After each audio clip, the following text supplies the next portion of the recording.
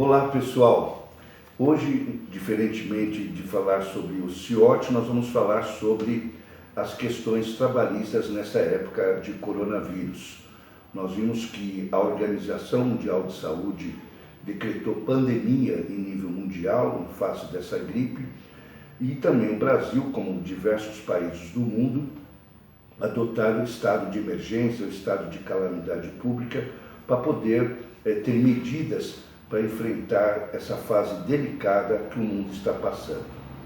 E, logicamente, você como empresária, como empresário, ou como executivo de empresa, como trabalhador, enfim, que trabalha na área de gestão, de gerenciamento de uma empresa, não só de transporte, porque o que eu vou falar aqui não é só para a transportadora, precisa tomar algumas medidas.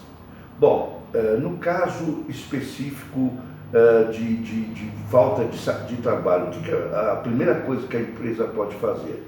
Ver quem tem férias vencidas e colocar de férias.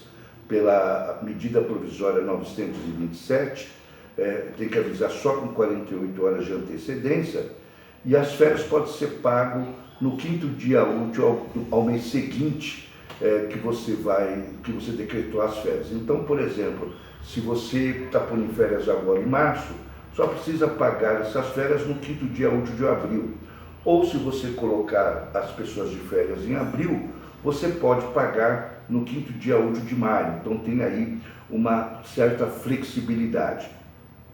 Eu aconselho a aplicação das férias para o pessoal da área operacional, né? Porque esse pessoal é difícil para trabalhar de home office, teletrabalho. Então, se você não está tendo carga para transportar, ou se você é de outro segmento econômico e o seu trabalhador é braçal, não tem como, sem ter serviço, não tem como utilizá-lo, a ideia de colocá-lo de férias é uma oportunidade para você zerar essa situação. A outra, que você pode fazer diretamente com o empregado, é colocar ele para ele ficar em casa nesse tempo de coronavírus e as horas que porventura ele iria trabalhar, você jogar num banco de horas. O banco de horas, como todos sabem, serve para compensar horas extras feitas. Você vai me dizer, mas ele não tem hora extra para compensar. Fica no banco aquelas horas. Para o futuro, pode ficar de forma negativa. Negativa é desfavorável à empresa e favorável ao empregado. Quando retomar a normalidade, aquelas horas extras que ele for fazer no futuro, você pode compensar com hora extra, com as horas extras, com aquelas horas, que estão no banco. Você pode fazer isso diretamente com o seu empregado, né? Não precisa de participação do sindicato de empregados nem nada, e repito, a ideia das férias e do banco de horas é interessante para o pessoal que atua na área operacional e está parado, não tem trabalho para fazer nesse período. Há outras duas possibilidades que eu vou comentar, que é o home office e o teletrabalho. Geralmente ele é interessante para o pessoal da área administrativa, mas não necessariamente. Se você tem alguém da área operacional que possa trabalhar na forma de home office ou na forma de teletrabalho, não tem nenhum problema, né? O home office é aquela atividade que ele faria na empresa, ele fazer na casa dele, né?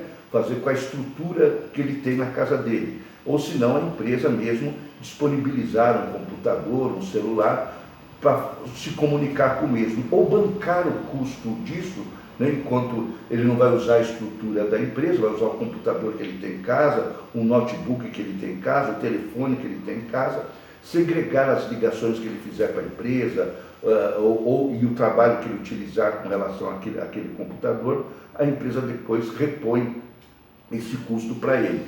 Então, pode trabalhar de casa, pouco importante se ele tem mais de 60 anos, que é o pessoal na área de risco, ele pode fazer esse trabalho com tranquilidade. O teletrabalho é aquela situação que a pessoa pode trabalhar em qualquer lugar. O home office não, ele trabalha na casa dele. O teletrabalho, com notebook ou com smartphone, com tablet, enfim, ele pode estar na praia, pode estar em qualquer outro lugar e dali ele faz os serviços elencados pela empresa. Também é uma possibilidade que a empresa pode fazer nesse período, só que ela tem que fornecer esse equipamento para o trabalhador para ele desenvolver o trabalho que ela necessita. O ponto mais polêmico, pessoal, é a redução salarial. Muita gente tem me perguntado se nesse período, em face de que está tendo uma queda de faturamento, queda de receita, se poderia reduzir o salário. Primeiramente, é importante dizer que a situação do coronavírus é uma situação de força maior ou fortuita. Ninguém, na realidade, esperava uma situação como essa. É importante destacar isso, porque, na realidade, não pode ser uma vontade do empregador em reduzir o salário do empregado. Na realidade, é uma situação que independe da vontade dele, né? A gente costuma dizer que as situações de força maior ou caso fortuito é aquela situação imprevisível e irresistível. Imprevisível, muitas vezes, é no caso da situação de força maior, um evento da natureza. Você não tinha como prever que aquilo fosse acontecer. Irresistível, ainda que houvesse uma previsibilidade, quando acontece não tem o que fazer. Seja numa situação, seja há uma situação que permite que se pense na redução salarial por um período específico. O problema para a redução salarial é que o artigo 7º, inciso 6 da Constituição Federal, ela fala que os salários são irredutíveis, salvo se houver uma negociação, um acordo ou uma convenção coletiva com o sindicato dos empregados para reduzir o salário. O que eu aconselho, se a empresa tiver condições de negociar com o sindicato e fazer um acordo coletivo, o acordo pode fazer direto a empresa e o sindicato. A convenção coletiva tem que ser o sindicato patronal com o sindicato dos empregados, e aí pode-se fazer a redução salarial. Muitas empresas se queixam que têm dificuldade em tramitar nessa questão relacionada com o sindicato de empregados. E se não poderia fazer isso de forma direta. O que eu aconselho, se for fazer de forma direta, é primeiro pegar a concordância do empregado, não reduzir mais que 25% e reduzir o salário de acordo com a jornada de trabalho. Aí sim estará dentro da lei. Um abraço e até lá.